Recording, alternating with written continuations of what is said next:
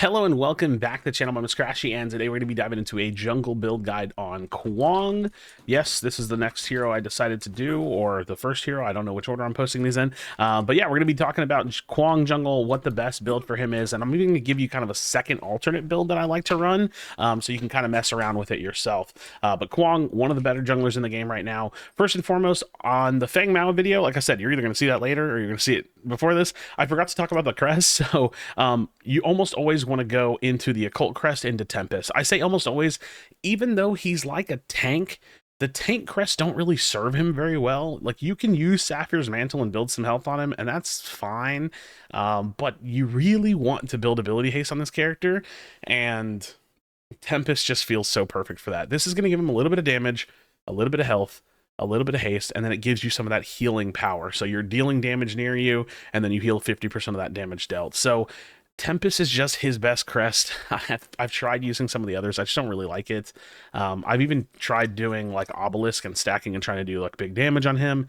I just don't like it. Tempest is definitely the way to go. So consider that. Now, first and foremost, this is his jungle like shop, right? This is what it looks like. His best start is absolutely none of these items.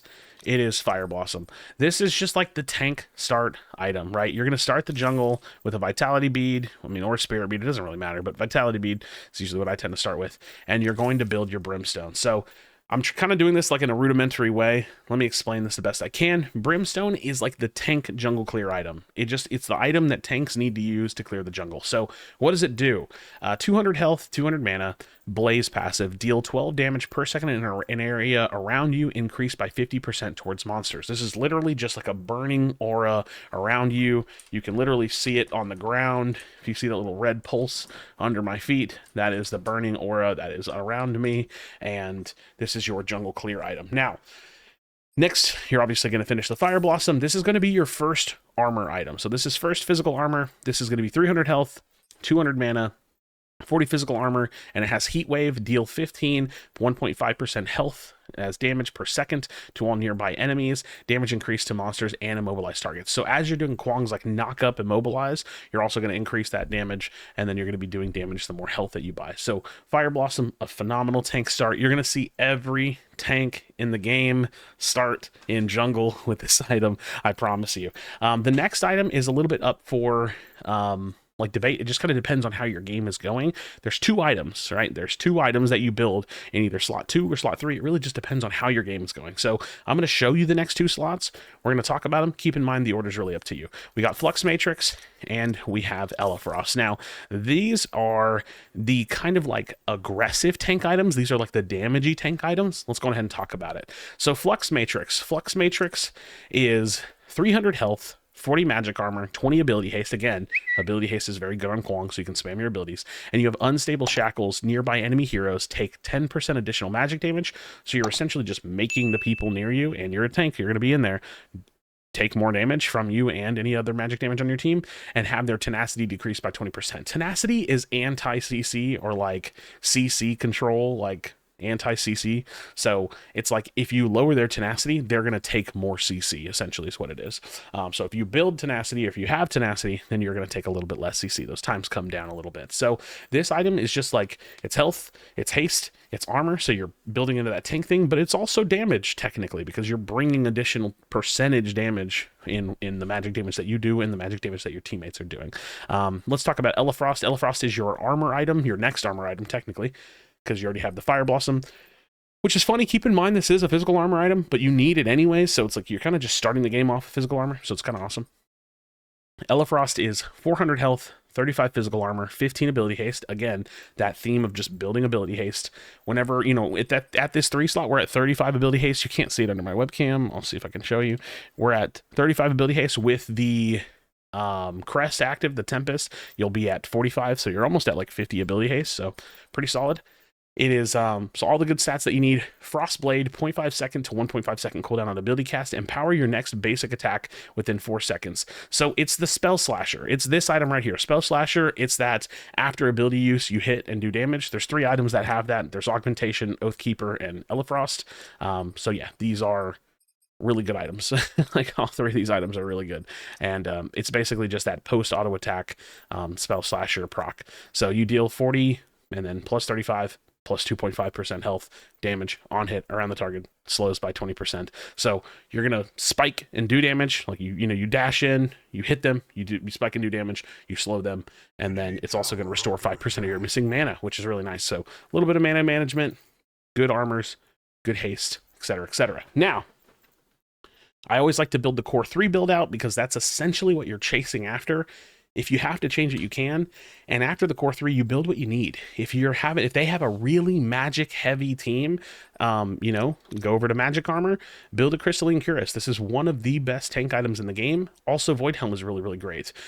This is heal 10% from all sources. So if you have a healer on your team, if you have like a Narbash on your team, if you have a phase that's going to be doing some healing, keep in mind this item's really good. But you also have heal 3% of your max health from immobilizing a hero, which you will do. So you can also heal from that. Otherwise, crystalline cuirass is just great. This is haste, health, magic armor. You're going to gain stacks of Celestite for 5 seconds, stack up to 6 times, and they can only be gained once every 0.5 seconds. And then this is going to give you more armor per stack and movement speed per stack. So this is a very, very big magic armor item. What else would you build? Physical armor, Stonewall, one of the best physical armor items in the game. It's big physical armor, a little bit of health, additional base health regen, and then you have the shockwave stun. So this is kind of like a defensive cooldown that happens automatically. When you go below 40%, you stun everybody around you for 0.5 seconds. This helps you stay alive sometimes. This is huge.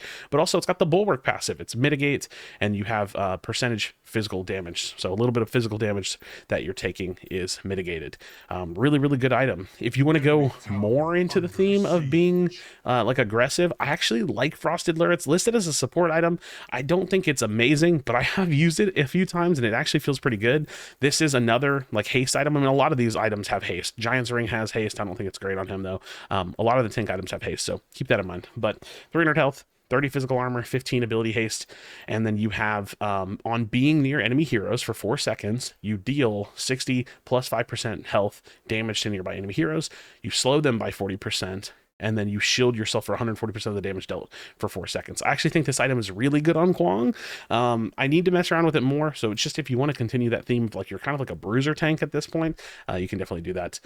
Tainted items are super good.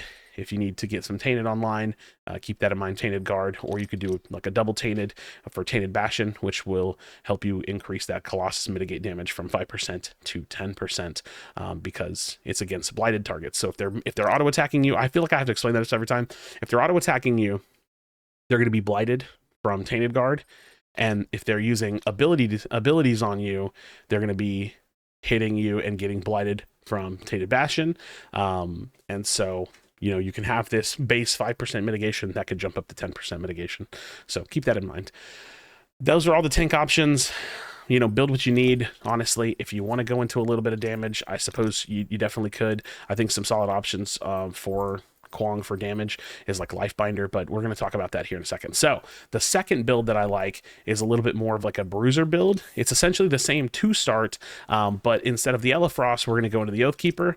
The Oathkeeper is going to give us a little bit more haste, and it's just like a little bit more damage focused. And then we're going to go into a Lifebinder Worldbreaker. This is kind of like the bruiser build I've been building, and originally I was building it with Orb of Growth, and I might still mess around with that over Fire Blossom. It's just Orb of Growth as a starting item is very slow. It's a very, very slow item. You're kind of crawling your way to stats, and then when you get the item online, it doesn't have a lot of haste, and it doesn't have like a ton of like damage. Like it doesn't do as much damage essentially as like a Fire Blossom does just by existing, and you have to build this up slowly. So I think there's something to play around with there, but this is like a really good damage bruiser build for Kwang. Again, keep in mind, I would only do this if you have like a main tank on your team.